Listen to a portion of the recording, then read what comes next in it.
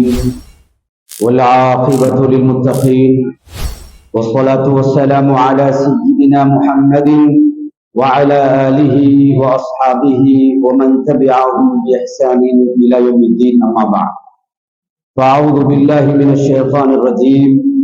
بسم الله الرحمن الرحيم. وأنفقوا مما رزقناكم من قبل أن يأتي أحدكم الموت فيقول رب لولا أخرتني إلى أجل قريب فأصدق وأكن من الصالحين. صدق الله العظيم. புகழ் அனைத்தும் அல்லாஹ்வுக்கே சொந்தம். ஸலாத்தும் ஸலாமும் இறுதி தூதர் முஹம்மது முஸ்தபா ஸல்லல்லாஹு அலைஹி வஸல்லம் அன்னவர்கள் மீதும் அன்னவர்களின் வாழ்க்கையை பின்பற்றுகின்ற அத்துணை நல்லடியார்கள் மீதும் என்றும் உண்டாவதாக. புனித ஜுமாவுடைய கடமையை நிறைவேற்றுவதற்காக வேண்டி நேர காலத்துடன் அல்லாஹுடைய மாளிகைக்கு சமூகம் கொண்டு இஅ்திகாஃபுடைய நியத்துடன் அமர்ந்து கொண்டிருக்கும் அல்லாஹ்வின் நல்லடியார்களே, கண்ணியமிக்க கனவான்களே, சகோதரர்களே, என்னை படைத்த அல்லாஹ் இவ்வுலக வாழ்க்கையில் இவற்றை எல்லாம் எடுத்து நடக்குமாறு ஏவிருக்கிறான், அவற்றை எடுக்கும் எவற்றை செய்யாதீர்கள் என்று எம்மை தடுத்திருக்கிறானோ அப்படியான விடயங்களை வாழ்க்கையிலே சம்பூர்ணமாக தவிர்த்து நடந்து கொள்வதோடு படைத்தவனை அந்த அல்லாஹ்வை எல்லா சந்தர்ப்பங்களிலும், குறிப்பாக மனிதர்களை விட்டு தூரமாகி தனிமையில் இருக்கின்ற நேரம் தக்வா செய்து கொள்ளுமாறு, அல்லாஹ்வை அஞ்சி பயந்து நடந்து கொள்ளுமாறு முதலில் எனக்கும் அப்பால் உங்களுக்கும் நான் நசீகத்தும் செய்து கொள்கின்றேன். இன்றைய குத்பாவிலே ஐம்பெரும் சந்தர்ப்பங்கள் எனும் தலைப்பினூடாக சில விடயங்களை இன்ஷா அல்லாஹ் சுருக்கமான முறையில் உங்களோடு பகிர்ந்து கொள்ளலாம் நினைக்கின்றேன். கண்ணியமானவர்களே, அல்லாஹ்வின் நல்லடியார்களே, தலைப்புக்கு வருவதற்கு முன்னால் இந்த சந்தர்ப்பத்தில் அதிகமானவர்களுடைய சிந்தனை எந்த அடிப்படையில் இருக்கிறதோ அந்த அடிப்படையில் அதை ஒட்டிய ஒரு விடயத்தை சொல்லிவிட்டு தலைப்புக்கு வரலாம் நினைக்கின்றேன். நேற்று நமது நாட்டிலே பொதுத் தேர்தல் நடைபெற்றதில் இருந்து இதுவரைக்கும் அதிகமானவர்களுடைய பேச்சும் அதிகமானவர்களுடைய சிந்தனையும் இந்த நாம் அளித்த வாக்குகள் அதனுடைய பெறுபேறுகள் என்ன, எந்த அளவு சிலர் எதிர்பார்த்தது எப்படி நடந்திருக்கும் என்பதையெல்லாம் சிந்தித்து இதை பற்றி பேசிக் கொண்டிருக்கிறோம். உண்மையிலே இலங்கை நாட்டவர்கள் என்ற அடிப்படையில் அந்த சிந்தனை இருக்கத்தான் வேண்டும், இல்லை என்று சொல்ல முடியாது. அநேகமானவர்கள் விழித்திருந்து கூட இதனது பெறுபேறுகளை பார்த்திருக்கலாம், கேட்டிருக்கலாம். ஏதோ இந்த சந்தர்ப்பத்தில் நாம் அறிந்த வகையில் பெரும்பான்மையான முடிவுகள் அறிவிக்கப்பட்டு சிலர் வெற்றியாளர்களாக, அதிகமானவர்கள் வெற்றி அடையாதவர்களாக அறிவிக்கப்பட்டிருப்பதும் நாம் அறிந்த விடயம். எனவே இப்படியான கட்டத்தில் இஸ்லாமிய வழிகாட்டல் என்ன என்பதை சுருக்கமாக நான் சொல்ல விரும்புகிறேன். கண்ணியமானவர்களே, வெற்றி தோல்வி என்பது அல்லாஹ்வினால் முடிவு செய்யப்பட்ட விடயம். மனிதர்கள் முயற்சி செய்யலாம், ஆனால் முடிவு அல்லாஹ்வுடைய கையில் இருக்கிறது. வெற்றி தோல்வியை தீர்மானிப்பவன் அவன் எப்போது தீர்மானித்து விட்டான். எனவே முதலாவது அல்லாஹ்வினுடைய ஏற்பாட்டை மூமின்களாகி நாங்கள் நம்ப வேண்டும். அல்லாஹ்வினுடைய முடிவிலே எழுதப்பட்ட விடயம் நடந்திருக்கிறது, இதை முழுமையாக நம்பக்கூடியவர்கள் தான் மூமின்கள். அந்த வகையில் சில வேட்பாளர்கள் வெற்றி அடைந்து அவர்களுக்கும் அவர்களை சார்ந்தவர்களுக்கும் ஒரு சந்தோஷமான ஒரு நேரமாக இருக்கலாம். அதே போல தோல்வி அடைந்த வெற்றி அடையாத வேட்பாளர்கள், அவர்களை சார்ந்தவர்கள், அவர்களுக்காக உழைத்தவர்கள் இந்த நேரத்தில் ஒரு விதமான கவலையோடு இருக்கலாம். கண்ணியமானவர்களே, ஒரு விடயத்தை நாம் புரிந்து கொள்ள வேண்டும். எமது ஊரை அடிப்படையாக கொண்டு நான் பேசுகிறேன். எமது ஊரிலே பல கட்சிகளில் பலரும் கேட்டார்கள், தேர்தலில் போட்டியிட்டார்கள். எல்லோருக்கும் வெற்றி பெறுவது என்பது சாத்தியமில்லை. இதே வகையில் நாங்கள் அந்த நேரத்தில், அந்த காலத்தில் சுமார் ஒரு மாதங்களுக்கு மேலாக கட்சிகள் என்ற அடிப்படையில் ஒவ்வொரு கூறாக, ஒவ்வொரு அணியாக செயற்பட்டு சில போது சிலரை ஏசியும் பேசியும் குறைகளை பேசியும் திருந்திருக்கலாம். அப்படியும் இருக்கக்கூடாது. அப்படி இருந்திருக்கிறார்கள் என்பதற்கு எத்தனை விடயங்கள் ஆதாரமாக இருக்கிறது. கண்ணியமானவர்களே, நான் சொல்ல வருவது இந்த நிமிடமே அந்த விடயங்களில் இருந்து நாம் கலந்து விட வேண்டும். நாம் ஒரு ஊரை சேர்ந்தவர்கள். நாம் ஏதோ தேர்தல் என்று வருகிற நேரம் பல கட்சிகளாக பிரிந்து செயல்பட்டாலும் யாரையும் பலரையும் நாங்கள் ஆதரித்தாலும் நாங்கள் ஒரு ஊரைச் சேர்ந்தவர்கள், நாங்கள் இஸ்லாமியர்கள், நாங்கள் உள்ளத்தால் ஒரு நாளும் வேறுபடாதவர்கள், நாங்கள் ஒற்றுமையாக வாழக்கூடியவர்கள். இந்த கட்சி, இந்த தேர்தல் எங்களுடைய சமூக ஒற்றுமையை பிரித்துவிடக் கூடாது என்பதிலே உறுதியாக இருக்க வேண்டும். இந்த நிமிடமே அதை நாங்கள் அதிலிருந்து விடுபட்டு, பொதுவாக இந்த கட்டத்தில் தோல்வி அடைந்தவர்கள் மன உளைச்சல்களோடு இருப்பார்கள். அப்படியானவர்களுக்கு இந்த வார்த்தைகள் மூலமாக, செயற்பாடுகள் மூலமாக இதுவும் சொல்லிவிடாமல் செய்துவிடாமல் எங்களது நல்ல பண்புகளை வெளிப்படுத்த வேண்டும். அதே போல யாரெல்லாம் வெற்றி அடைந்திருப்பார்களோ, வெற்றி அடைந்த அந்த வேகத்திலே மற்றவர்களுடைய மானங்கள், மரியாதைகளை போக்கிவிடாமல் சந்தோஷத்தை கொண்டாடுகிறார்கள் என்பதற்காக அப்படி நடந்து விடாமல் எப்பொழுதும் நான் ஒரு மூமின், ஒரு முஸ்லிம் என்ற உணர்வோடு வாழ பழகிக்கொள்ள வேண்டும். அது மட்டுமல்ல, யாரெல்லாம் வெற்றி அடைந்திருக்கிறார்களோ அவர்களுக்கு பாரிய ஒரு சுமை இருக்கிறது. மக்கள் எல்லாம் நம்பி வாக்களித்திருக்கிறார்கள். பெரிய ஒரு அமானிதத்தை எனது தலையிலே சுமத்தாட்டப்பட்டிருக்கிறது என்ற உணர்வோடு அதை அல்லாஹ்விடம் முதலாவது பொறுப்பு சாட்டி வெற்றியை தந்தவன் அல்லாஹ், இது அல்லாஹ்விடம் இருந்து எனக்கு கிடைத்தது. எனவே வெற்றி அடைந்தவர்களோ அவர்களை சார்ந்தவர்களோ அல்லாஹ்வின் பக்கம் திரும்ப வேண்டும், இது அல்லாஹ்விடத்திலே ஒப்படைக்க வேண்டும். இந்த அமானிதத்தை சரியாக நிறைவேற்ற எங்களை நம்பி வாக்களித்த மக்களுக்கு சரியான முறையில் எனது பொறுப்பை நிறைவேற்ற வேண்டும் என்று அல்லாஹ்விடத்திலே பொறுப்பு சாட்டி அல்லாஹ்வுடைய உதவியோடு இதை செய்தாக வேண்டும். பொறுப்புகள், சுமத்தாட்டப்பட்ட அமானிதங்கள் வெறுமனே பேருக்கல்ல, இது பாரிய பொறுப்பு என்பதை உணர்ந்து அவர்கள் செயல்பட வேண்டும் என்பதை சொல்லிக்கொண்டு நபியுடைய ஒரு ஹதீஸை நினைவுபடுத்துகிறோம். ஸல்லல்லாஹு அலைஹி வஸல்லம் சொன்னார்கள், அஜபல் லி அம்ரில் முஃமின், ஒரு முஃமினுடைய விடயம் ஆச்சரியமாக இருக்கிறது. இன் அம்ரஹு குல்லஹு லஹு கைர், அவனுக்கு உலகத்தில் நடக்கின்ற எல்லா காரியமும் அவனுக்கு நலவுதான். எது நடந்தாலும் அவனுக்கு நலவாகத்தான் இருக்கிறது. அவனுக்கு லாபம், அதாவது அவனுக்கு சந்தோஷமான விடயங்கள் நடப்பதும் நலவுதான், கவலையான விடயங்கள் நடப்பதும் நலவுதான். அனைத்துமே ஒரு மூமினுக்கு கைராகத்தான் இருக்கும் என்று நான் சொல்லவில்லை, ஸல்லல்லாஹு அலைஹி வஸல்லம் சொன்னார்கள். இன் அஸாபத்துஹு ஸர்ராஉ ஷக்கர், அவனுக்கு ஏதாவது மகிழ்ச்சியான சந்தோஷமான விடயங்கள் ஏற்பட்டு விட்டால் அவன் அல்லாஹ்வை மறக்க மாட்டான். தன்னுடைய கெட்டித்தனம் தான் சாதித்தது என்று நினைக்க மாட்டான். ரப்பிடமிருந்து கிடைத்தது என்று அல்லாஹ்வின் பக்கம் திரும்பி அவனுக்கு நன்றி உள்ளவனாக அல்ஹம்துலில்லாஹ் முதலாவது நாவில் இருந்து வர வேண்டிய வார்த்தை அல்லாஹ்வை புகழ்ந்து அல்லாஹ்வுக்கு நன்றி உடையவனாக மாறுவான் சொன்னார்கள். அது அவனுக்கு நலவாக இருக்கும்.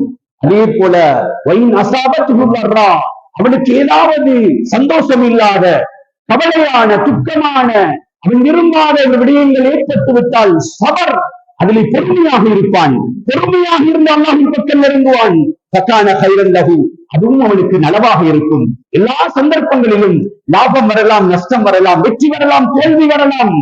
சகோதரர்களே, செல்வம் வரலாம், ஏழ்மை வரலாம், ஆரோக்கியம் வரலாம், அதாவது நோய் ஏற்படலாம். எந்த நிலைமைகள் வந்தாலும் எல்லா நிலைமையிலும் விரும்புகின்ற நிலைமைகளின் போது அல்லாஹ்வுக்கு சாட்சியாக நன்றி செலுத்தக்கூடிய அடியானாகவும், அவன் விரும்பாத நிலைமைகள், கஷ்டமான நிலைமைகள் ஏற்படுகின்ற போது அதில் பொறுமையாக இருந்து அல்லாஹ்வின் பக்கம் திரும்பக்கூடியவனாக மாறுபவன் தான் உண்மையான மூமின் என்பதை இந்த அடிப்படையை நாங்கள் புரிந்து கொள்ள வேண்டும். கண்ணியமான சகோதரர்களே, இதை ஒட்டியதாகத்தான் நான் இன்று பேச இருக்கிற தலைப்பும், எதற்காக இதனை நான் இந்த தலைப்பை இந்த சந்தர்ப்பத்தில் தெரிவு செய்கிறேன் என்பதை பின்னால் விளங்கிக் கொள்வீர்கள். சகோதரர்களே, மனிதனுடைய வாழ்க்கை, உலகத்தில் எல்லாம் மனிதனுக்கு கொடுத்திருக்கக்கூடிய இந்த வாழ்நாள் முழுவதுமே பெரும் ஒரு சந்தர்ப்பமாக இருக்கிறது. உலக வாழ்க்கையில் மனிதன் அல்லாஹ்வை அதிகம் நெருங்குவதற்காக, அவன் பக்கம் அதிகமான நெருக்கத்தை ஏற்படுத்திக் கொள்வதற்காக, அதிகமான நல்லமல்களை சம்பாதித்துக் கொள்வதற்காக அல்லாஹ் உலக வாழ்க்கையில் சந்தர்ப்பங்களை கொடுக்கிறான். பெருமதியான சந்தர்ப்பங்கள். அந்த சந்தர்ப்பங்களில் அதிகம் அடியான் அல்லாஹ்வை நெருங்க முடியும்.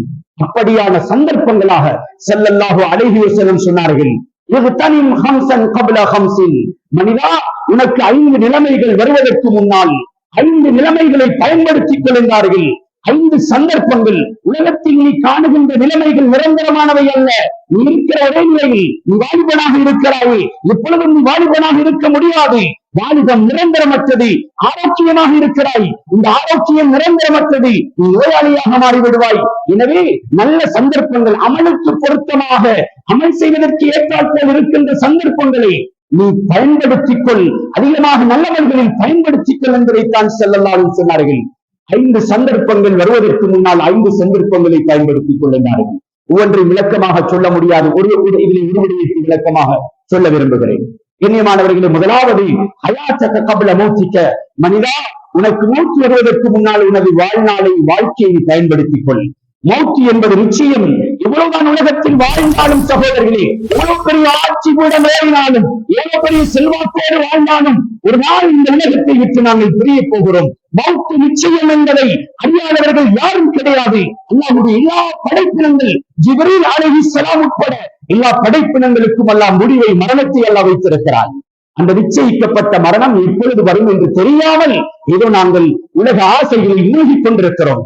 இப்படி ஒரு நாள் நிச்சயிக்கப்பட்ட இந்த மரணம் எங்களை வந்தே தீரும். மனிதா, அந்த மௌத்து வருவதற்கு முன்னால் பிரிக்கப்பட்ட அந்த தினத்தில், அந்த நேரத்தில், அந்த இடத்தில், அந்த வயதில் உன்னை அந்த மரணம் வந்தே தீரும். அதற்கு முன்னால் உலக வாழ்க்கை என்பது உனக்கு கொடுக்கப்பட்ட பாக்கியம். நீ ஒவ்வொரு நொடிப்பொழுதையும் பெருமதியாக பயன்படுத்திக் கொள்கின்றார்கள். அதே போல ஸல்லல்லாஹு அலைஹி வஸல்லம் சொன்னார்கள், ஸஹதக கப்ல ஸகமிக், மனிதா, உனக்கு நோய் வருவதற்கு முன்னால் ஒரு ஆரோக்கியத்தை நல்ல வழியில் பயன்படுத்திக் கொள். நோய் ஏற்படுவதற்கு முன்னால் ஆரோக்கியத்தை பயன்படுத்திக் கொள். ஆரோக்கியமாக இருக்கிறோம் இங்கு நாம் ஆரோக்கியமாக இருப்பதால் பேசுகிறோம். நீங்கள் ஆரோக்கியமாக இருப்பதால் மஸ்ஜிதை நோக்கி வந்து அமர்ந்து கேட்டுக் கொண்டிருக்கிறீர்கள். இதே நிமிடம் எத்தனை என்னுடைய உடன்பிறப்புகள் வைத்தியசாலைகளில் அடங்கி முடங்கி இருக்கிறார்கள், நோயோடு இருக்கிறார்கள், உயிரோடு போராடி கொண்டிருக்கிறார்கள். அப்படியான நிலைமை எங்களுக்கும் வரலாம். இப்படியே இருக்கக்கூடிய ஒரு நிலைமை தொடர்ந்து இருக்க முடியாத சகோதரர்களே, சொன்னார்கள் ஸல்லல்லாஹு அலைஹி வஸல்லம், நோய் வருவதற்கு முன்னால் ஆரோக்கியத்தை பயன்படுத்திக் கொள். சில போது மனிதர்கள் நோய் வந்தால் அமல் செய்ய ஆசைப்படுகிறார்கள். அப்பொழுதுதான் அல்லாஹ்வுடைய சிந்தனை, அப்பொழுதுதான் திக்ருடைய சிந்தனை, அப்பொழுதுதான் நபியின் ஸலவாத்தில், அப்பொழுதுதான் குர்ஆனில் இருக்கிறார்கள். அந்த நேரத்தில் தான் தர்மம் செய்ய பார்க்கிறார்கள், நல்ல காரியங்களுக்காக விரைக்க பார்க்கிறார்கள். ஏன் இந்த நோயில் நான் மௌத்தாகி விடுவது என்ற பயம். எண்ணியமான சகோதரர்களே, ஆரோக்கியமாக இருக்கிற நேரம் இது அல்லாஹ் எனக்கு தந்த அருள். இதை நான் முறையாக பயன்படுத்த வேண்டும் என்று எத்தனை நோயாளிகள் ஜும்மாவுக்கு வருகிறார்கள் பாருங்கள். சிரமப்பட்டு சிலரை தூக்கிக் கொண்டு, சிலரை உதவியோடு தூக்கிக் கொண்டு வருகிறார்கள். உமது மகளாவில் இத்தனை பேர் இருக்கிறார்கள்.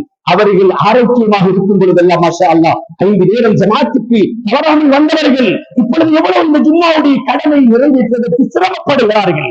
அப்படியான நிலை ஒன்று எனக்கு வந்தால் என்னால் செய்ய முடியுமா? அந்த ஆரோக்கியத்தை தந்திருக்கிறானே, உடம்பில் சக்தியை தந்திருக்கிறானே, பலத்தை தந்திருக்கிறானே. இந்த ஆரோக்கியம் அது சென்றால் நோயாளியாக மாறினால்தான் இந்த நேரக்கூடிய பெருமையை விளங்கிக் கொள்வோம். இந்த ஆரோக்கியத்தை வீணடித்து விடாமல் அல்லாஹ்வுடைய வழிபாடுகளில், அல்லாஹ் விரும்புகின்ற செயற்பாடுகளில் பயன்படுத்திக் கொள்ள வேண்டும் என்பதைத்தான் ஸல்லல்லாஹு அலைஹி வஸல்லம் சொன்னார்கள்.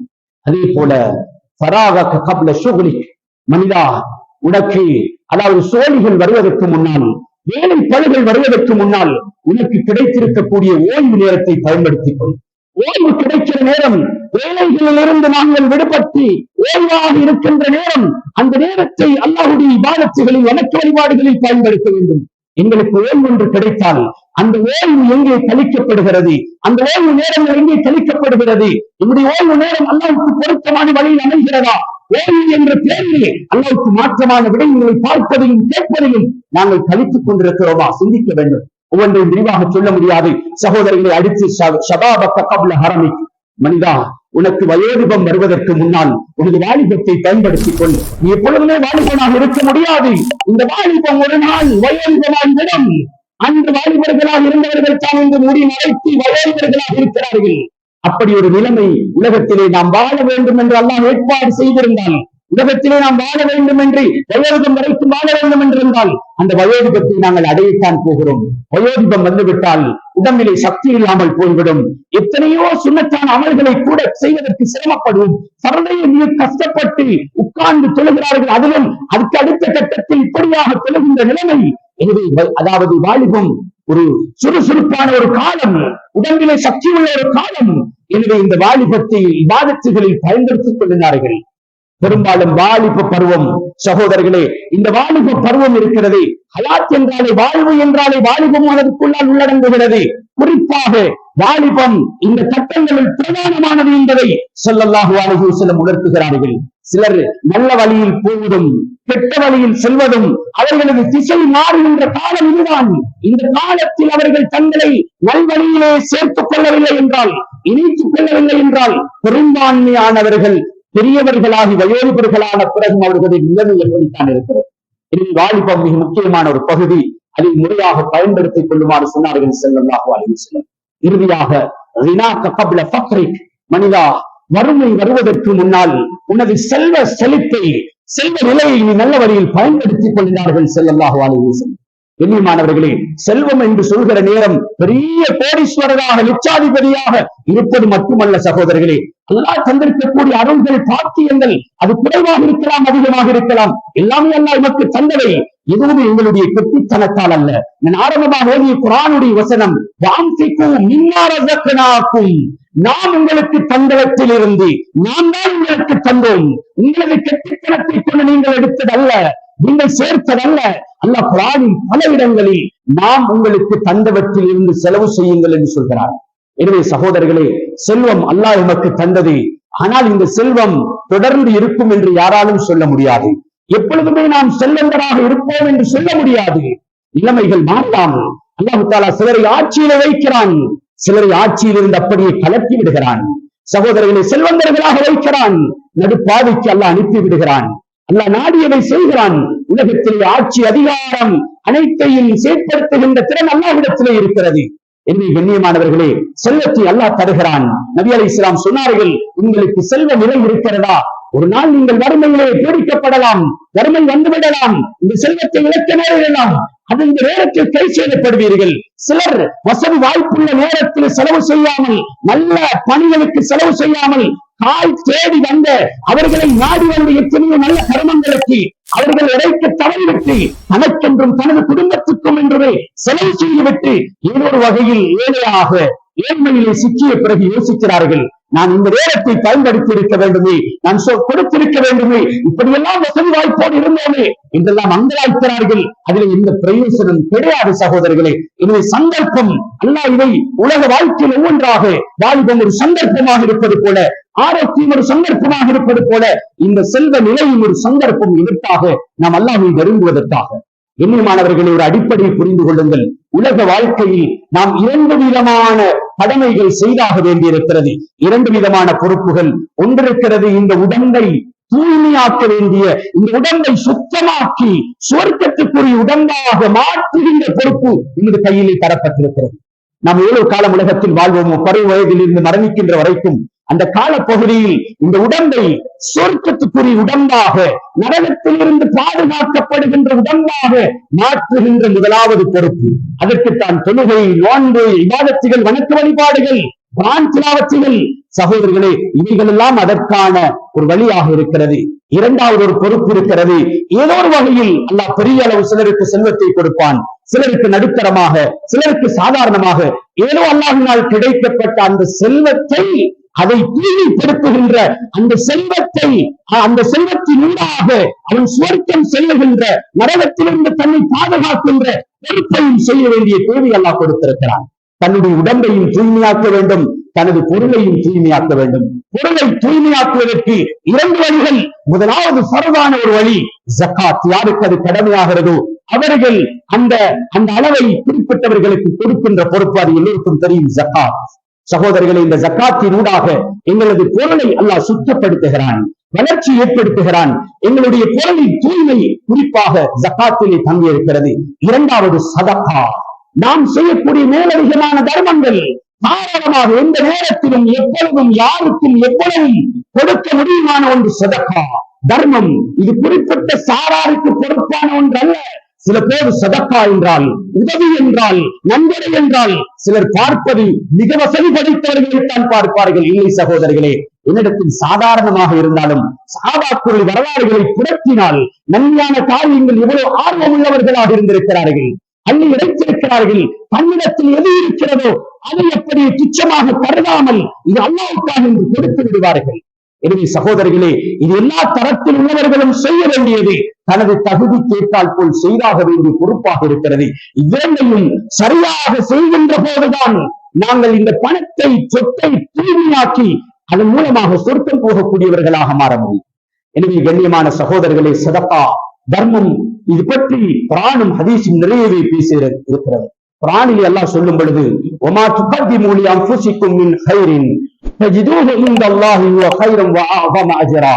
வமா துகத்திமு லி அன்ஃபுசிக்கும் மின் கைரின், எந்த நலவாக இருக்கட்டும், வெறுமனே பொருளுடைய சதகா மட்டுமல்ல இங்கு அல்லாஹ் சொல்வது, நீங்கள் நன்மையான காரியங்கள், தொழுகையாக இருக்கட்டும், ஜகாத்தாக இருக்கட்டும், நோன்பாக இருக்கட்டும், ஹஜ்ஜாக இருக்கட்டும், குர்ஆன் திலாவத்தாக இருக்கட்டும், இஸ்திக்ஃபாராக இருக்கட்டும், எதுவாக இருந்தாலும் நீங்கள் செய்கின்ற எல்லா நல்ல கர்மங்கள், சதகா தான கர்மங்கள் இவைகள் இருக்கிறதே, வமா துகத்திமு லிஅன்ஃபுசிக்கும் மின் கைரின் தஜிதுஹு இன்தல்லாஹி ஹுவ கைரன் வ ஆதம அஜ்ரா.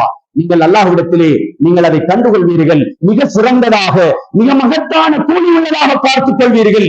நாம் இங்கு செலவு செய்கிறோம் என்றால் பார்வையிலே எனது கையில் இருந்து என்னிடத்தில் 1 லட்சம் பணம் இருக்கிறது, ஒரு நல்ல காரியத்துக்காக இருப்பதில் ஒரு 10,000 கொடுக்கிறேன் என்று அறிவு சொல்லலாம். என்னுடைய பணத்தில் 10,000 குறைந்து விட்டது. இது ஷைத்தானும் இப்படி எங்களுக்கு சொல்லிக் கொண்டிருக்கிறான் என்பதை குர்ஆன் சொல்கிறது. அஷ்ஷைத்தானு யஇதுகுமுல் ஃபக்ர். ஷைத்தான் உங்களுக்கு வறுமையை வாக்களிக்கின்றான், வறுமை கொண்டு உங்களை பயமுறுத்தாட்டுகின்றான். கொடுக்காதே, கொடுத்தால் குறைந்துவிடும், நீ ஏழையாகி விடுவாய். நல்ல காரியத்துக்கு செலவு செய்ய நினைக்கிற போதெல்லாம் அந்த ஷைத்தானுடைய தடைகள் வந்து சிலர் அதற்கு கட்டுப்பட்டு அடிமையாகி செலவழிக்காமல் விடுவார்கள். இதே நேரம் தன்னுடைய தேவைக்கு மேலதிகமாக ஆடம்பரத்திற்காக பல லட்சம் கோடிக்கணக்கான ரூபாய்களை செலவழித்தால் ஆர்வமுட்டுவான். இன்னும் செய், ஏன் நாம் வழிகட்டி நரகத்திற்கு போக வேண்டும் என்பது அவனுடைய ஆசை. அதனால் அவனுடைய வலையில் எத்தனையோ பேர் சிக்குண்டு நல்ல காரியங்களுக்கு இல்லாமல் தன்னுடைய தேவையை சாதாரணமாக முடிக்க முடியுமான தேவைகளுக்கெல்லாம் ஆடம்பரமாக செலவழித்து ஒன்றை புரிந்து கொள்ள வேண்டும். தன்னுடைய வீடாக இருக்கட்டும், வாகனமாக இருக்கட்டும், தேவைக்கு நான் அனைத்ததிகமாக செலவு செய்கிறேன் என்றால் சகோதரர்களே, நிச்சயமாக இவற்றுக்கெல்லாம் அல்லாஹ்விடத்திலே பதில் சொல்லியாக வேண்டும். அல்லாஹ் விசாரிப்பான், அல்லாஹ் விட மாட்டான். ஆனால் நல்ல காரியத்துக்கு ஒரு மஸ்ஜிதுக்கு கொடுக்கிறோம், ஒரு மதரசாவுக்கு கொடுக்கிறோம், என்னுடைய ஊருடைய பொதுவான ஒரு நலனுக்காக கொடுக்கிறோம், நல்ல காரியங்களுக்கு கொடுக்கிறோம், தர்மமாக கொடுக்கிறோம். எத்தனை கோடி கொடுத்தாலும் இதற்கு அல்லாஹ்விடத்திலே விசாரணை கிடையாது. ஆச்சரியம் என்ன தெரியுமா?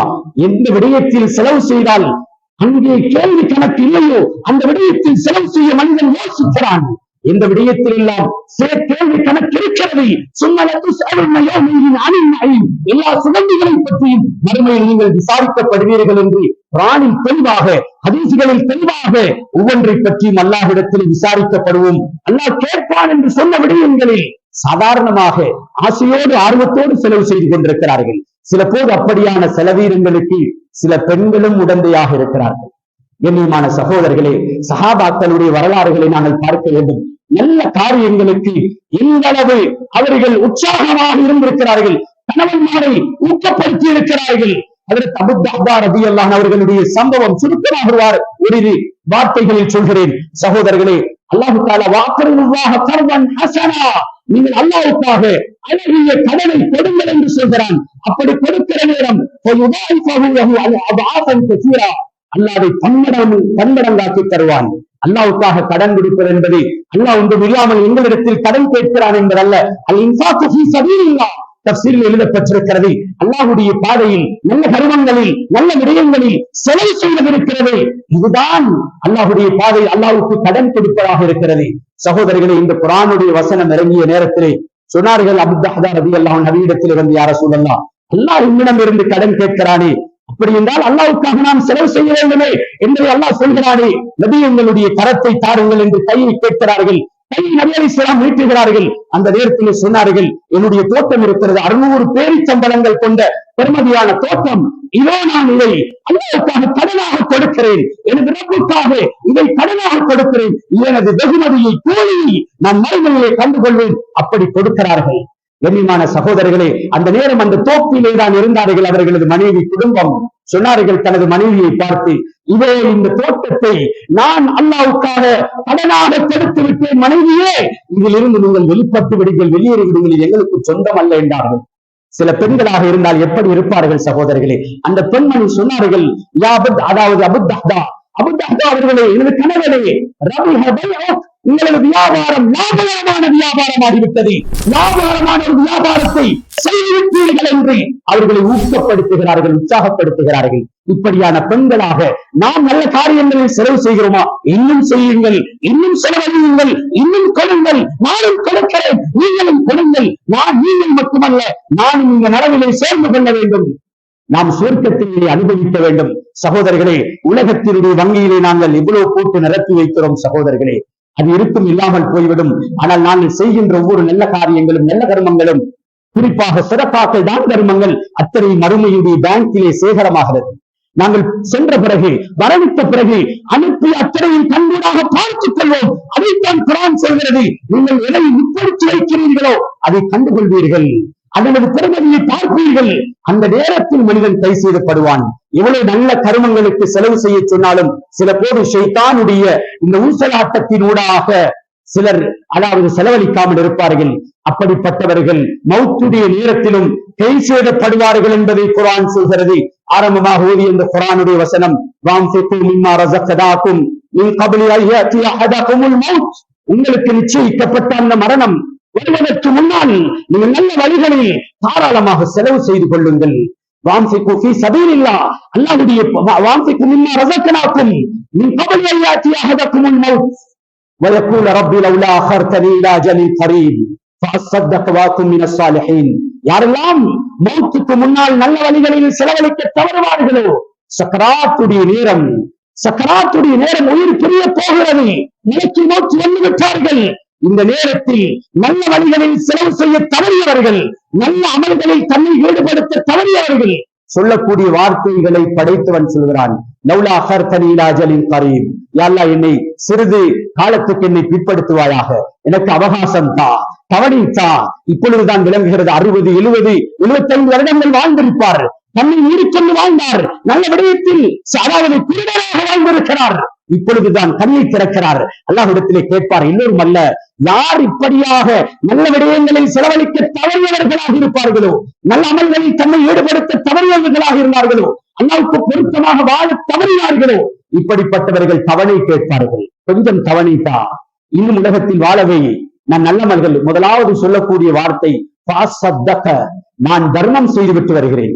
நான் பணத்தின் மோகத்தினால் நான் எவ்வளவு பணங்களை சேகரித்து வைத்தேன், எனது குடும்பம் பிள்ளைகள் என்று மாற்றம் செய்தேன், நல்ல வழிகளில் செலவு செய்ய சந்தர்ப்பம் என்றும் அதை பயன்படுத்த தவறிவிட்டேன். யா அல்லாஹ், இப்பொழுது தர்மம் செய்ய போகிறேன், இப்பொழுது உனது பாதையை கொடுக்க போகிறேன். விளங்குகிறது, அந்த சக்கராத்துடைய நிலைமை விளங்குகிறது. நான் இந்த இடத்துக்கு போக போகிறேன் என்று அந்த இடத்திலே காட்டப்பட்டுக் கொண்டிருக்கிறது. அதை பார்த்த வண்ணம் அந்த மனிதர் சொல்கிறான், நான் தர்மம் செய்து வருகிறேன், வாக்கும் மினஸ் சாலிஹீன், நல்லவர்களில் ஒருவனாக மாறி வருகிறேன். யா அல்லாஹ் சந்தர்ப்பத்தை தா. அல்லாஹ் தொடர்ந்து சொல்கிறான், அவகாசம் வந்தால் அவர்களை உலகத்தில் பிற்படுத்துவதும் இல்லை, முற்படுத்துவதும் இல்லை. எங்களுடைய அஜல் முடிந்தால் அந்த இடத்திலே எங்களது உயிர் கைப்பற்றப்பட்டுவிடும். அந்த நேரத்தில் சிந்தித்து கவலைப்பட்டு கை சேதப்பட்டதில் எந்த பிரயோசனமும் இல்லை என்பதை நாங்கள் புரிந்து கொள்ள வேண்டும். இப்பொழுதே சகோதரர்களே, தமிழிலே சொல்வார்களே, நன்றே செய், இன்றே செய், இப்போதை செய், நல்லம் செய்ய வேண்டும், இன்று செய்ய வேண்டும், இந்த நேரம் செய்ய வேண்டும். சகோதரர்களே, பிறகு செய்வோம், வார மாதம் செய்வோம், அடுத்த நோன்புக்கு செய்வோம் என்ற நல்ல காரியங்களா? ஏதாவது பிள்ளைகள் தவறுகள் என்ற வாழ்க்கையில் நிகழ்கிறதா? பாவங்கள் செய்கிறோமா? நேரத்துக்கு செல்லாமல் இருக்கிறோமா? பிள்ளைகளை வீணடிக்கிறோமா? என்னது பணத்தை அல்லாஹ் தடுத்த வழியில் செலவு செய்து கொண்டிருக்கிறோமா? நல்ல வழியில் செலவு செய்யவர்களுடைய பட்டியலில் இல்லாமல் இருக்கிறோமா? இவற்றையெல்லாம் உணர்ந்து இப்பொழுதே நாங்கள் செயல்பட வேண்டும். கண்ணியமான சகோதரர்களே, ஒமா அன்ஃபக்தும் மின் ஷைஇன் ஃபஹுவ யுக்லிஃபு, அல்லாஹ் குர்ஆனிலே சொல்கிறான், நீங்கள் எதை செலவு செய்தாலும், எதுவாக இருக்கட்டும், எதை செலவு செய்தாலும் அதற்கு பகரத்தை அல்லாஹ் தந்தே ஆகுவான். எங்களுக்கு அதற்குரிய பகரம் உலகத்திலும் கிடைக்கும், மறுமையிலும் கிடைக்கும். தெளிவாக விளங்கிக் கொள்ளுங்கள். குர்ஆன் எமக்கு விளங்கக்கூடிய விதத்தில் சொல்கிறது, நாம் கொடுப்பதனால் எமது அறிவு சொல்கிறது குறைந்துவிடும் என்று. அல்லாஹ் சொல்கிறான், வட்டி கொடுக்கிறீர்களா, வட்டி எடுக்கிறீர்களா, உங்களது பணம் அதிகரிப்பது போல தோன்றும், ஆனால் யம்ஹகுல்லாஹு ரிபா, அல்லாஹ் வட்டியை அழிக்கிறான். அல்லாஹ் ஜகாத்தை சதகாவை வளர்க்கிறான். சதகா ஜகாத் கொடுப்பதன் மூலமாக சொத்து செல்வங்கள் வளரும். சகோதரர்களே, யார் அதை பெறுகிறார்களோ அவர்களுடைய துஆக்கள் எங்களுக்கு மிக பிரதானமானதாக இருக்கும். எனவே கண்ணியமான சகோதரர்களே, நாம் அல்லாஹ்வுக்காக வேண்டி என்று அல்லாஹ் தன்னகத்திலிருந்து அதிகமாக செலவு செய்யக்கூடியவர்களாக மாற வேண்டும். எதையெல்லாம் நாங்கள் அல்லாஹ்வுக்காக கொடுக்கிறோமோ அவைகளை தன்னகமாக்கி அல்லாஹ் தருகிறான். மஸலுல்லதீன யுன்ஃபிகூன ஃபீ ஸபீலில்லாஹ், குர்ஆனிலே அல்லாஹ் உதாரணமாக சொல்கிறான். தெளிவாக விளங்கிக் கொள்ளுங்கள். நமக்கு தெரிந்த வசனம் தான். எப்படி நல்ல வழிகளில் செலவு செய்கிற போது அது பன்மடங்காக கிடைக்கிறது என்பதை நீங்கள் கண்கூடாகவே பார்த்துக் கொள்ளுங்கள் என்று சொன்னது போல இருக்கிறது. அல்லாஹ் சொல்கிறான், அல்லாஹ்வுடைய பாதையில் செலவு செய்பவர்களுக்கு உதாரணம் கமஸலி ஹப்பத்தின் அம்பதத் சபஅ சனாபில், ஒரு வித்துக்கு உதாரணமாக அல்லாஹ் சொல்கிறான். ஒரு வித்து அதை எப்படி பூமியிலே போடுகின்ற போது, உதாரணமாக ஒரு நெல்லை எடுங்கள், ஒரு நெல்லை பூமியிலே போடுகின்ற போது அந்த நெல்லில் இருந்து சனாவில் 7 கதிர்கள் வருகின்றது. கண்கூடாக மக்கள் பார்க்கிறார்கள். 7 கதிர்கள், ஒரு நெல்லினூடாக 7 கதிர்கள். சும்பலத்தின் குர்ஆன் சொல்லக்கூடிய வசனம் சகோதரர்களே, ஒவ்வொரு கதிரிலும் 100 வித்துக்கள். 7 என்றால் 700. நீங்கள் கண்கூடாக பார்க்கிறீர்களே, ஒரு வித்தைத்தான் பூமியிலே போடுகிறீர்கள்.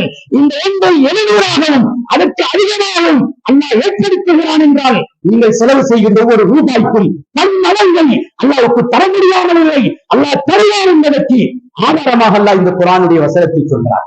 இப்படி சதகாவுடைய குர்ஆனுடைய வசனங்கள் ஏராளமாக இருந்து கொண்டிருக்கிறது. சகோதரர்களே, ஹதீஸிலும் பல விடயங்களை ஸல்லல்லாஹு அலைஹி வஸல்லம் சொல்லி இருக்கிறார்கள். ஆதமுடைய மகனே உன்சிக் அலைக், ஆதமுடைய மகனை செலவு செய். நான் அல்லாஹ் ஹதீஸுல் குதுஸிலே சொல்கிறான், நான் உனக்கு செலவு செய்கிறேன். அல்லாஹ்வுக்காக நான் செலவு செய்கின்ற போது அல்லாஹ் எங்களுடைய தேவைகளை பொறுப்பேற்கின்றான், எங்களுடைய வாழ்க்கையை அல்லாஹ் பரக்கத் செய்கின்றான். அது மட்டுமல்ல, ஒவ்வொரு நாளும் ஸல்லல்லாஹு அலைஹி வஸல்லம் சொன்னார்கள், மாமின் யௌமின் யுஸ்பிஹுல் இபாது ஃபீஹி இல்லா மலக்கான் யன்சிலான். ஒவ்வொரு நாளும் காலையாகின்ற போது 2 மலக்குகள் வானில் இருந்து இறங்குகிறார்கள். பூமியை நோக்கி ஒவ்வொரு நாளும் 2 மலக்குகள் இறங்குகிறார்கள். அவர்கள் இருவரும் சொல்கின்ற வார்த்தைகளை கவனமாக கேளுங்கள். முதலாவது மலக்கு சொல்கிறார், அல்லாஹும்ம ஆதி முன்ஃபிகன் ஹலஃபா. யா அல்லாஹ், யாரெல்லாம் நல்ல வழிகளில் செலவு செய்கிறார்களோ, உனது பாதையில் நல்ல கர்மங்களை அள்ளி இறைக்கிறார்களோ, அவர்களுக்கு நீ கொடுப்பாயாக. அல்லாஹும் ஆதி முன்ஃபிகன் ஹலஃபா, பகரத்தை கொடுப்பாயாக. அதிகமாக அவர்களை பொருளாதாரத்தில் பரக்கத் செய்வாயாக. வெள்ளியும் அவர்களுக்கு கொடுப்பாயாக. உனக்காக நல்ல வழியில் செலவு செய்கிறவரை நீ கைவிட்டு விடாதே, அவர்களுக்கு கொடுப்பாயாக என்று துஆ செய்கிறார்கள்.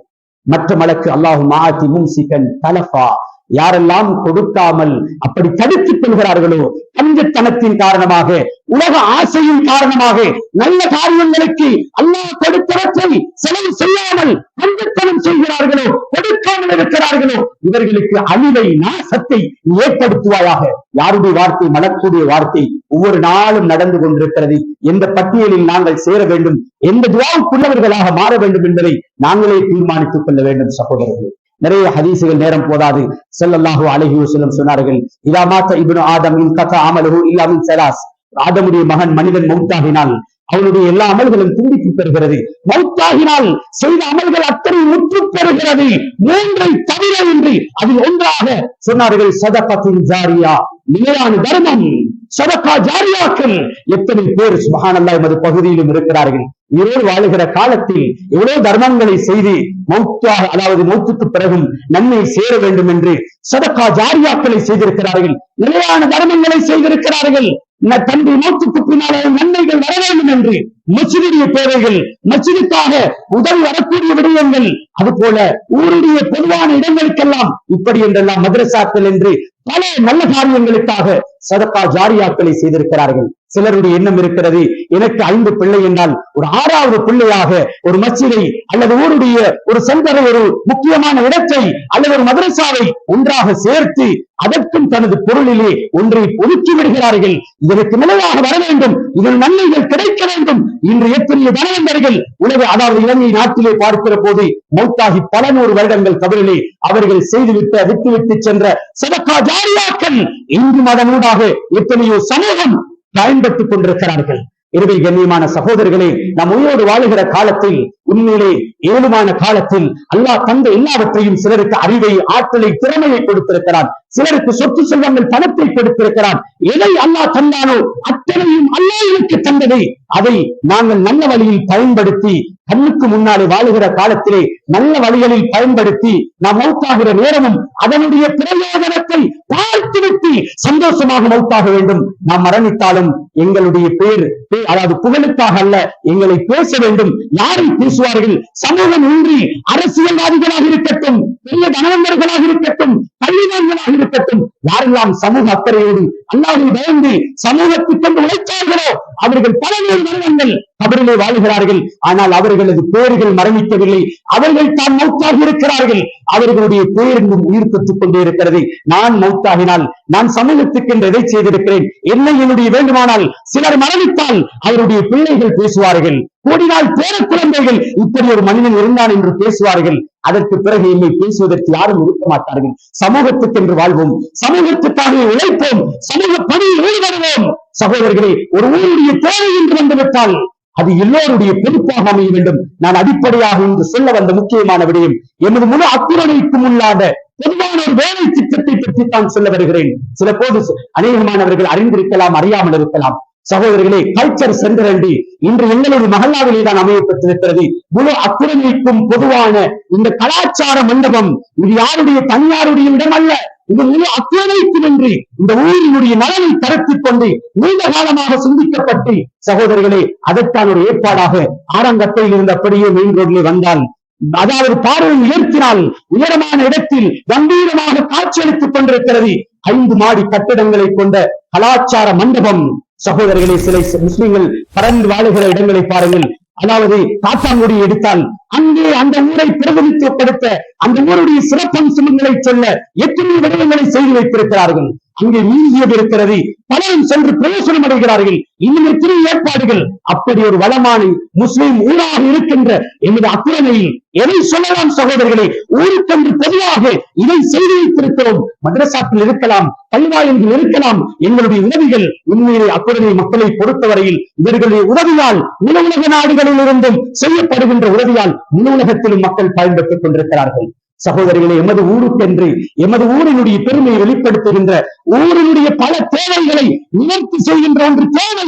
அப்படியான ஒரு கட்டிடம் தான் கல்ச்சர் சென்டர், அக்குரண கல்ச்சர் சென்டர், அக்குரண கலாச்சார மண்டபம். அதை முன்னால் உள்ள காப்பேலே, அதாவது அந்த மதிலே தொங்கவிடப்பட்டிருக்கிறது. அந்த கட்டிடத்தின் போட்டோவை அதை பார்த்துக் கொள்ளலாம். சகோதரிகளே, இதிலே குறிப்பாக கல்வி, கலாச்சாரம், ஆன்மீகம், சுகாதாரம், கல்வி, கலாச்சாரம், ஆன்மீகம், சுகாதாரம் போன்ற இந்த 4 அம்சங்களை உள்ளடக்கி அதற்கு தேவையான விரிவான எல்லா ஏற்பாடுகளும் எங்களது மாணவர்கள் ஒன்றை சொல்வதாக இருந்தால், ஏழவல் வயசுக்கு வந்த மாணவர்கள், ஏழவல் மாணவர்கள் அதிகமான மேலதிக வகுப்புகளுக்கு எங்கே செல்கிறார்கள்? இந்த கசப்பான உண்மையை அனைவரும் ஏற்றுக்கொள்கிறோம். அவர்கள் செல்வதை கண்டிக்க அதிகமாக போகிறார்கள், தூரமான இடங்களுக்கு போகிறார்கள். ஏன்? அவர்களது தேவையை, அவர்களுக்கு போதுமான அந்த தேவையை நிவர்த்தி செய்து கொள்வதற்கான ஏற்பாடு இங்கே இல்லாத காரணத்தினால் அங்கே செல்கிறார்கள். எல்லோரும் அப்படி செல்கிற போது எமது வயது வந்த பெண் குழந்தைகளும் செல்கிறார்கள். எவ்வளவு சமூக சீர்கேடுகள் நடப்பதை நாங்கள் பார்க்கிறோம். சகோதரர்கள், எல்லோருக்கும் பொறுப்பு இருக்கிறது. இது குறிப்பிட்ட ஒரு ஜம்மியாவுக்கோ அல்லது மஸ்ஜிதுகளுடைய நிர்வாகிகளுக்கோ அல்லது ஊரில் இருக்கிற இயக்கங்களுக்கோ அல்ல, ஒவ்வொருவருக்கும் பொறுப்பாக இருக்கிறது. குல்லுக்கும் ராயின் வகுல்லுக்கும் மஸ்ஊலுன் என்ற ஐயத்திஹி, நீங்கள் அனைவரும் பொறுப்பாளர்கள், உங்களது பொறுப்பை பற்றி மறுமையில் விசாரிக்கப்படுவீர்கள் என்றார்கள் ஸல்லல்லாஹு அலைஹி வஸல்லம். இந்த ஊரில் பிறந்திருக்கிற ஒவ்வொருவருடைய பொறுப்பிலும் இருக்கிறது இவை நீதி, இதற்கான ஏற்பாடுகளை செய்கின்ற பொறுப்பு இருக்கிறது. இது முழு ஊருக்குமானது. அதிலும் குறிப்பாக முழு ஊருக்கும் சொந்தமான ஒரு கட்டிடம் எமது 7ஆம் கட்டையில் ஒரு இடத்திலே அமைய பெற்றிருப்பது எமது மகளாவுக்கு ஒரு பெருமையாக, சந்தோஷமாக இருக்கிறது. நாங்கள் மற்றவர்களை விட மிக அறுவடையானவர்கள், மிக தகுதியானவர்கள், அதிகம் செலவு செய்ய வேண்டியவர்கள். மாஷா அல்லாஹ், இதற்காக பல கோடி ரூபாய்களை எமது அக்குரணியில் இருக்கிற பெரிய செல்வந்தர்கள் கோடிக்கணக்கில், லட்சக்கணக்கில், இன்னும் சாதாரணமானவர்களும் கூட தங்களால் முடியுமான தொகையை செய்திருக்கிறார்கள். இன்னும் அதை முடிவு செய்வதற்கு, அதை முடிவடை செய்வதற்கு சுமார் 10 கோடிக்கும் மேலான பணம் தேவையாக இருக்கிறது. சகோதரர்களை, 263 பேஜ் காணியிலே 52,000 ஸ்கொயர் ஃபீட் உள்ள ஒரு கட்டிடமாக, அதாவது பார்ப்பதற்கு கம்பீரமான தோட்டத்தை அது காட்சியளித்துக் கொண்டிருக்கிறது. அதற்குள்ளால் நிறைவேற்ற வேண்டிய எதிர்பார்ப்புகள், எத்தனையோ கனவுகள் இருந்து கொண்டிருக்கின்றன. அதிலே எங்களுடைய சமூகத்திலே இருக்கின்ற எத்தனையோ தேவைகள், திருமண மண்டபம் கூட அதிலே அமைய பெற்றிருக்கிறது. ஏனென்றால் பாதை ஓரங்களில் நாம் எங்களுடைய இப்படியான திருமண விழாக்களை செய்கின்ற போது பாதையில் செல்பவர்களுடைய எத்தனை பேருடைய பார்வையும், எத்தனை பேர் பொறாமைப்படவும் பலவிதமான கெடுதிகள் உண்டாகுவதற்கு காரணமாக அமைகிறது. ஒரு மறைவாக ஒரு இஸ்லாமிய சூழலில் அங்கே குறிப்பாக தொழுகின்ற ஏற்பாடு, அங்கே படிக்கின்ற மாணவர்கள் ஏற்கனவே சொன்ன மேலதிக வகுப்புகளுக்காக செல்கின்ற அந்த குறிப்பாக ஏழவல் மாணவர்களுக்கான மேலதிக வகுப்புகளை யார் தகுதி அப்படியான ஆசிரியர்கள் மூலமாக ஒரே கீழ் திக்கலால் முழு அக்குரணை மக்களுக்கும் பிள்ளைகளுக்கும் கொடுக்க வேண்டும் என்ற ஒரு ஏற்பாடு. சகோதரிகளை, ஒன்றை மறக்காதீர்கள். உண்மையிலே பொதுவாக எல்லோராலும் சொல்லப்படுவது அக்குரணை என்றாலே அதிகமாக வியாபாரிகள் இருக்கின்ற ஒரு ஊர் என்றுதான் சொல்வார்கள். வியாபாரிகள் தான் குறிப்பாக அடையாளப்படுத்தப்படுவது அதை இல்லை என்று சொல்லவில்லை. ஆனால் இலைமறை காய்களாக இன்று நமது சமுதாயத்தில் ஊரை எடுத்து பாருங்கள். எல்லா துறையிலும் டாக்டர்களாக இருக்கட்டும், இன்ஜினியர்களாக இருக்கட்டும், பெரும்பெரும் கல்விமான்களாக இருக்கட்டும், சகோதரர்களே, யூனிவர்சிட்டியில் படித்து கொடுக்கிறவர்களாக இருக்கட்டும், எல்லா துறையில் இருப்பவர்கள் உலமாக்கள், இப்படியாக துறை சார்ந்தவர்கள் நிறைய பேர் இருக்கிறார்கள். குறிப்பாக இளம் சந்ததிகள் நிறைய உருவாகி கொண்டு வருகிறார்கள். எமக்கு தெரியாமல் இருக்கலாம், இலைமறை காய்களாக இருக்கிறார்கள், வளர்கிறார்கள். பின்னுள்ள சந்ததிகளிலும் இளம் சந்ததிகளிலும் அப்படியான எதிர்பார்ப்போடு இருக்கிறார்கள். இவர்களது கனவுகளை நிறைவேற்ற வேண்டும். இவர்கள் ஒழுக்க சீர்கேடற்றி அவர்கள் கல்வியின் காலத்தில் இருக்கிற போது அந்த சூழல்கள் அவர்களை மாற்றி வேறு திசைக்கு கொண்டு போய் விடக்கூடாது. இஸ்லாமிய சூழலிலே அவர்கள் வளர்க்கப்பட வேண்டும். அவர்கள் தொழிலில் சில வாலிபர்களை பார்த்திருக்கிறோம், ஓடி வந்து மேலதையை ஓப்பிட்டு தொழுகை முடிவதற்கு ஒரு நிமிடம் இருக்கும்போது ஓடி வந்து தொழுவார்கள். அப்படி தொழுகையில் ஆர்வம் உள்ளவர்கள் எல்லாம் ஒரே கூரைக்கு கீழால் தொழுகையை நிறைவேற்றி அவர்களுடைய எல்லா விதமான அவர்களுக்கு தேவையான ஆரோக்கியம், உடற்பயிற்சிக்கான ஏற்பாடுகள் என்றெல்லாம் சகோதரர்கள் சம்பந்தமாக ஜுமாவுக்கு பின்னால் சுருக்கமாக அது பற்றிய தெளிவை சொல்வார்கள். அன்பாளர்களிடம் கேட்கிறேன், அது பற்றிய தெளிவை சுருக்கமான முறையில் சொல்லும் பொழுது சென்று விடாமல் அதை செவிமடுத்து அதற்கு நான் என்ன செய்ய வேண்டும், நான் என்ன செய்திருக்கிறேன், எனது பங்களிப்பு என்ன, இந்த ஊருக்கென்று ஒரு சொத்தாக இருக்கிறது, இதை வளப்படுத்த வேண்டுமே. யார் வெளியிலே யாரிடத்திலும் சென்று அக்குறனுடைய தேவை கேட்க முடியாது சகோதரர்களே. அக்குறனில் உள்ளவர்கள் தான் அதை நிறைவேற்றியாக வேண்டும். மாஷா அல்லாஹ் 70% வேலை திட்டங்கள் முடிவுற்ற நிலையில் இன்ஷா அல்லாஹ் வருகிற புது வருடம் ஜனவரி மாதம் ஆரம்ப கட்டத்திலே அதை திறக்க வேண்டும், திறப்பு விழா செய்ய வேண்டும் என்ற ஒரு சிந்தனையோடு இருக்கிறார்கள். எனவே அதற்காக வேலைகள் முடிய வேண்டும். அதற்கான எங்களால் முடிவான ஏற்பாடுகளை ஏற்கனவே சொன்னதிலே நாம் அல்லாஹ் நமக்கு தந்தவற்றிலிருந்து எதையெல்லாம் அல்லாஹ் தந்திருக்கிறானோ எங்களது சக்தி கேட்ப நாம் கொடுப்பது அல்லாஹ்வுக்காக, பேருக்கும் புகழுக்கும் அல்ல, அல்லாஹ்வுடைய பொருத்தத்தை நாடி எனது சமூகம், எனது ஊருடைய தேவை பூர்த்தியாக்கப்பட வேண்டும். பிள்ளைகளுடைய கல்வி கலாச்சாரம் ஒழுக்கம் பண்பாடுகள் பேணப்பட வேண்டும். அவர்களுக்கு தேவையான அவர்களுடைய சுய மரியாதை கூட பாதுகாக்கப்பட வேண்டும். சில போது நாம் பார்க்கலாம், எல்லா தேவையும் அஸ்னா பள்ளியை மையமாக கொண்டு அங்கிருக்கிற அறைகளில் தேவை நிறைவேறுகிறது. உதாரணமாக பைத்துல் ஜக்காத் அதையும் இங்கே அமைய பெறுகிறது, குவாசி கோட் அதையும் இங்கே அமைய பெற போகிறது. பிள்ளைகளுக்கான நீச்சல் தடாகம், அதே போல அவர்கள் சிறுவர்களுக்கான விளையாட்டு மைதானம், இது போன்ற பல ஏற்பாடுகள் எல்லாம் அங்கே நடக்கிறது. சகோதரர்களே, அங்கே நாம் அஸ்னாவுக்கு சென்றால் சில போது சில பெண்களை பார்க்கலாம், கடன் பெறுவதற்காக அல்லது ஜக்காத் பெறுவதற்காக அவர்கள் மறைந்திருந்தவர்கள் ஏதோ அந்த இடத்துக்கு சென்று தேவைக்காக செல்கிறார்கள். பலரும் பள்ளி என்று இருக்கிற நேரம் பலரும் வருவார்கள் போவார்கள், ஒளிந்து மறைந்து நடிந்து இருப்பதை நாங்கள் பார்க்கிறோம். இப்படியெல்லாம் அவர்களது கௌரவம் பாதுகாக்கப்பட அவர்கள் மறைவாகவே வந்து அவர்கள் தேவைகளை நிறைவேற்றிவிட்டு மறைவாகவே சென்றுவிட இப்படியெல்லாம் பல்வேறுபட்ட தேவைகளை பூர்த்தி செய்கின்ற ஒரு கலாச்சார மண்டபம் எமது மண்ணிலே உருவாகி கொண்டிருக்கிறது. அதற்கான ஒத்துழைப்பை நாங்கள் வழங்க வேண்டும் என்பதற்காகத்தான் எமது சொத்து செல்வங்களை நல்ல வழியில் நாங்கள் பயன்படுத்துவோம். அதிலும் குறிப்பாக அதிகமான பயன்பாடுகள் எதன் மூலமாக உருவாகுமோ, அதிகமான பிரயோஜனங்கள் எதில் தங்கியிருக்குமோ அதனை முதன்மைப்படுத்தி அதற்காக நாம் செலவு செய்ய வேண்டும் என்பதற்காக இந்த விடயத்தை நினைவுபடுத்திக் கொள்கிறேன். எனவே கண்ணியமானவர்களே, அல்லாஹ் உலக வாழ்க்கையை தந்திருக்கிறான். உலகத்தில் நாம் எப்படியும் வாழலாம், ஆனால் மறுமை ஒன்று இருக்கிறது, மௌத் இருக்கிறது. அல்லாஹ்வை சந்திக்க போகிறோம். அந்த நேரத்தில் உடம்பும் தூய்மையானவர்களாக, பொருளும் தூய்மையாக்கப்பட்ட நிலையில் அல்லாஹ்வை சந்திக்க வேண்டும். எல்லாம் வல்ல அல்லாஹ் நம் அனைவருக்கும் இப்படியான நல்ல காரியங்களை செய்கிற பாக்கியத்தை தந்தருவானாக. யாழ்லா என்னுடைய பாவங்களை மன்னித்தருவாயாக, உங்களுடைய குற்றங்குறைகளை மன்னித்தருவாயாக, எங்களை பொருந்திக் கொள்வாயாக. யாழ்லா நல்ல காரியங்களை ஆசையோடு ஆர்வத்தோடு செய்யக்கூடிய பாக்கியத்தை தந்தருவாயாக. யாழ்லா நல்ல வழிகளில் அள்ளி இறைக்கின்ற மனப்பக்குவத்தை எங்களுக்கு தந்து விடுவாயாக. பணத்தினுடைய மோகத்தை உள்ளத்திலிருந்து அகற்றி விடுவாயாக. எல்லாம் நல்ல காரியங்களுக்கு செலவு செய்கின்ற போது அதிலே கிடைக்கின்ற நன்மைகளை உங்களுக்கு கண்களால் காட்டி விடுவாயாக. எல்லாம் நாம் செலவு செய்வதை நீ கபூல் செய்வாயாக.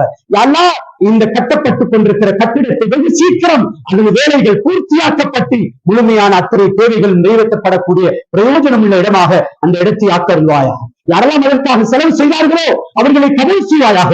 அவர்கள் பொருளாதாரத்தில் பறக்கச் செய்வாயாக. இன்னும் யாரெல்லாம் உதவி செய்ய காத்துக் கொண்டிருக்கிறார்களோ அவர்களை நீ பொருந்திக் கொள்வாயாக. யாழ்லா எங்கள் அனைவருக்கும் உன்னுடைய மேலான பொருத்தத்தை தருவாயாக. முழு உலக நாடுகளில் உள்ள அனைவரையும் அனைத்து முஸ்லிம்களையும் நீ கபூல் செய்வாயாக. குறிப்பாக அல்லாஹ் இந்த நாட்டிலே முஸ்லிம்களாக எங்களை நிம்மதியாக வாழ வைப்பாயாக. எந்த விதமான கெடுபிடிகளும் இல்லாமல் சந்தோஷமாக வாழ வைப்பாயாக. அல்லாஹ் நடந்து முடிந்த தேர்தலில் சில தலைவர்கள் தெரிவாக்கப்பட்டிருக்கிறார்கள், சமூக தலைவர்களாக ஆக்கப்பட்டிருக்கிறார்கள். அல்லாஹ் அந்த தலைவர்கள் உள்ளங்களை சீர்திருத்துவாயாக. சமூகத்தோடு அக்கறை உள்ளவர்களாக மாற்றுவாயாக. அவர்களின் மூலமாக நாட்டுக்கும் நாட்டிலுள்ள மக்களுக்கும் பல நலன்கள் வந்து சேரக்கூடிய நிலை ஆக்குவாயாக. எங்கள் அனைவருடைய உள்ளங்களை இணைத்து ஒற்றுமையான ஒரு தாயின் பிள்ளைகளை போன்று வாழக்கூடிய பாக்கியத்தை தருவாயாக. எந்த வகையிலும் எனது ஊரினுடைய ஒற்றுமை சீர்குலைந்து விடாமல் எங்களை கடைசி வரையில் பாதுகாப்பாயாக. ஆமீன் ஆமீன். வாஹிர் தஅவானா அனில் ஹம்துலில்லாஹி ரப்பில் ஆலமீன்.